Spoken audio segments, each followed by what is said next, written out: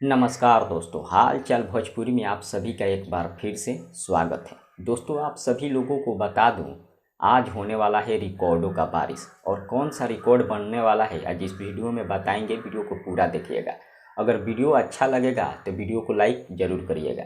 चलिए शुरू करते हैं। आपको बता दें दोस्तों, आज सुबह सुबह खेसारी लाल यादव जी के आवाज़ में अंकिता फिल्म से एक गाना रिलीज कर दिया गया है, जो कि एक देवी गीत है। आपको बता दें, गाने का बोल है सुना राजा अढ़ऊल ताजा। जी हाँ, सुना राजा अढ़ऊल ताजा गाने का बोल है। और इस गाने को लिखे हैं प्रकाश परदेसी जी।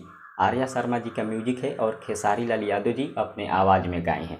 आपको बता दें, यह गाना इस साल का सुपर हिट होने वाला है, क्योंकि गाना काफ़ी ज़बरदस्त है। आपको याद होगा, इस साल इसी ट्रैक पर सावन का गाना आया था, जिसे प्रकाश परदेसी जी ही लिखे थे। और इस साल का सावन का सबसे सुपर हिट गाना हुआ था।